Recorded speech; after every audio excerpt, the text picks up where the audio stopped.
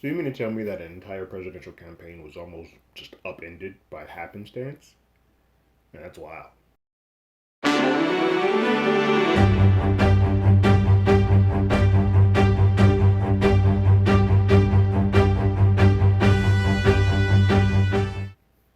Hello, everyone. Terrence here with Hollywood Already Did. If you haven't already, go ahead, like, share, subscribe to the channel, ring that bell below. Anytime we have something, you'll be the first to know. Second episode of Impeachment, American Crime Stories here. This one's called The President Kissed Me, which sort of has an it seems like that would be a romantic story, but it feels very kind of sick and disappointing, considering all the elements that occur in this episode. This episode for me is much stronger than the first episode. Maybe it's just we're getting more of the actual players, of more of Monica and less of Paula, although we get quite a bit of Paula as well. Basically, this episode gets to the point or implies that in '95, during the government shutdown, a lot of the folks that were normally in the White House were removed, and they had to bring in sort of another team of interns to sort of help out to cover the holes that were missing from all that staffage missing. So this was the impetus that led Monica to be in the White House all the time and be in the White House with a lot less eyeballs and security watching her or the president. So it was a little bit more that they had a little bit more leeway to do what it is that they wanted to do. Look, I know that this is weird because I know that Monica is a producer on this, so a lot of the viewpoints that are being taken are taken from her as opposed to anyone who may have an opposing view, such as Linda, even though Linda's not here with us anymore. Her books and memoirs and all that stuff sort of accurately put about how she feels about everything. I say that to say that the timeline and the way things have been seen through the eyes of Monica versus others sort of dictate how this show is going.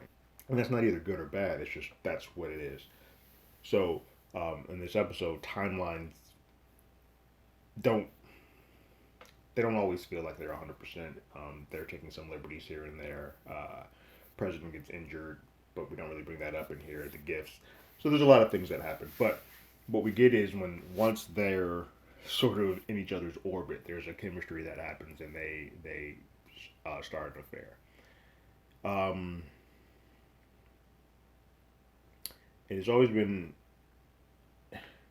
it's always interesting to me when you deal with people with power dynamics and someone who's younger and someone who's older.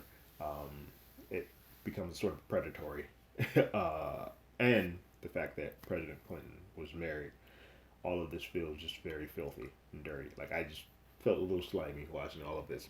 Beanie is doing great as Monica. It feels very much like a young, earnest girl who got a crush, and how many people when they're young have crushes and then they actually are able to act out on it. And her being a child, she is still super young. She's a kid. Being a child and the president of the United States is showing you some type of attention, it can get to your head. It also didn't seem that Monica at the time was in the best way with self esteem and her interactions with men based on her friend Kat seemed like she may not have been in the best mental space to sort of see all the things that were occurring and how she was being sort of played with, manipulated, and used like sort of a rag doll. But this goes on for a while, and I think that's where it gets a little unclear. We don't know how long this affair goes on, but it seems to go on for at least a year and some change. She informs her friend Kat, who is actually a longtime friend of hers, which I believe is Catherine in real life, but they just refer to her name as Kat.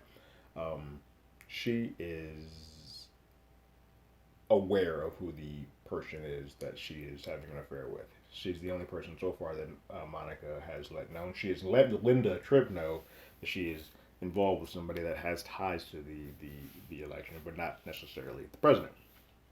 And Kat tells her, like, hey, you need to do better. You need to not stop being aware of this phone because what happens is eventually the government shutdown stops. She has to move back to her normal job, and things go back to sort of status quo in the White House. Because of that, they don't have as much interaction as they want. And Bill calls her on the phone randomly. It seems random, and we'll get to that in a moment, but randomly, and it leaves her at a disadvantage because she cannot call back. So she's just sort of holding her life, stopping her life, and at the behest of him, and it just feels gross. And she tells Kat that she's in love and she wants him, and she Kat immediately asks her like two things. One, have you told anybody else this? And she's like, well, my friend Linda knows, but I haven't told her who it is. And Kat's like, you can absolutely not tell anybody because this is going to blow back on you harder than any possibly can. And Monica's like, yeah, I haven't told anybody. She doesn't really think too much of that statement, which that statement there is sort of the impetus for the entire rest of the series because we know how much it blows. Foreshadowing. We, as an audience, know how much that does blow back on her. But two, she has told Kat that she told the president she loved her. And he just responds like, that means a lot to me. Sort of leaving her out there on that island as well. It's clear that, I'm not saying this is the case, but this is, like I said, a viewpoint of Monica. Monica believed that she was being sort of toyed along with, and there is a lot of that because I would believe that the way that this was done and the way that Paula was done and the way that this is a repeat situation, and this time is the only one that sort of got caught. We move ahead for a year, and Monica and Linda have become close. Sarah Paulson still living her best life, but Monica and Linda have become close, and because they're working in the Pentagon, and they're in those cubicles, they are not too far from each other. So they keep having interactions. They keep doing what they're going antiquing, which is a part of what Linda goes to do at the end of her career. And they seem like a genuine friendship. Seems to be a tit for tat. They are having a good all around. Like they are helping each other get through whatever the hell this Pentagon stuff is. Like Monica loved the White House, so did Linda. And they're talking about sort of the interactions that they had in there. And in some way, Monica has informed Linda that she has been dating somebody who was a part of the political campaign. This is around the second term that Clinton is running. And they have a pretty good back and forth. Almost feels sort of like a second mother to Monica. It seems like in a way, and they have interactions and whatnot. But she does not let Linda know who the person is until she does. And because Monica has been under the belief that once he is elected, she knows how busy the president is. I feel like everybody's been in this relationship. Either you've played this game with people, or this game has been played on you, or you're like, hey, I'll call you when this happens, this, and this happens. That's because you have a life or a wife or anything else happening over here that you don't want this person involved with. That's what's going on. Monica is too young to sort of see that, too naive to sort of see that. But once the election is over, he still doesn't quite call, and that's when Monica just sort of blurt out. She's sad, she's depressed, she's eating pizza, and Linda and I are on their typical lunch dates. And Monica blurts out that it's the fucking president. That's who I've had an affair with. And it's weird because you don't quite know the moment. And I don't know if this is happening in real life because I believe Linda says that she felt genuine concern for Monica because she knew that it was a vulture swooping in on their prey the way that Clinton would with Monica. But here it is played as you can see the exact moment in that conversation when the switch hits for Linda to be like, she seems caring at first, and then something happens in Sarah's eyes when Linda just switches from, I have an opportunity here. Like, this could be my ticket back into the White House. This could be my ticket to make a name for myself and to get out of this box where this person keeps putting her damn Snapple so close to me. And she does so. And I think there is still some type of caring for Monica, but it is at the behest of her finding an opportunity and a ticket to sort of get to that next level. And so Linda goes into like prepared mode. It feels like everything she does from that point on is calculated to finding a way to get to her place, to sort of see how she lives, to get more involved, to hear the patterns that Clinton has with her when he calls, and they sort of make a spreadsheet, which I believe is a fact that they create a spreadsheet. It may not be in this particular scene, artistic licensing, but they do make a spreadsheet to sort of see the pattern that when this happens, the president calls you. When this happens, the president calls you, and up to that point, Monica believed it was over. She hadn't called. She's made herself visible. Hadn't gotten anything, and Linda was like, "He's going to call you back." And that's because she knows she's had friends who's this type of situation has happened to before. She knows, and it's unclear if she's sort of playing the whole "he's going to call you back" because she doesn't want Monica to stop being in this situation, or she actually believes that it's going to happen. But either way, it does. And Monica through the roof. She's about to leave and go somewhere, and she picks up the phone and he calls her again. And just like that, the vicious cycle of being on that hook for enough time occurs again, and Linda starts getting deeper and deeper and deeper into putting her hooks into Monica to set her up. Obviously, history happens. Clinton does win, but it does not bring her back into the White House. But he does start eventually, because Monica puts herself at the correspondent, the inaugural ball.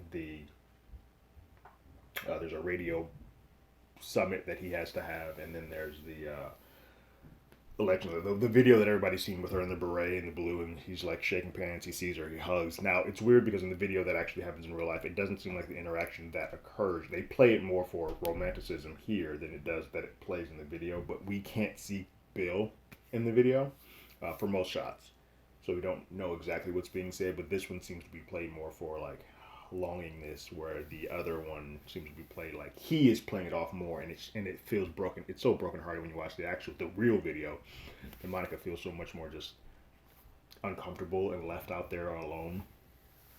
Bill is in complete puppet strings of this. Even when he walks into a room with her there, he's acknowledging this person, so sort of just keeping the intensity up on her, so she feels like, oh, he's ignoring me. Oh my God, he's ignoring me. And then he looks at her, and she gets that dopamine rush of like, oh my God, he sees me, he knows me. It's all a game for him, and it's pretty gross to watch. But eventually, she does get back into the White House, albeit her Clinton's secretary seemingly having more to do with the day-to-day interactions. Like, she's playing coy. I don't think she's dumb. I think she knows what's happening, but she's in there. But as people are now back in the White House, their tryst has more eyeballs on it than it typically would have, and so a staffer spots them, or spots her going to the office and kind of just being alone. So journalist visits Linda to discuss Kathleen Wiley, and her name has been implicated in saying that you could corroborate Kathleen's story about sexual assault or sexual harassment from President Bill Clinton. And Linda hears him out.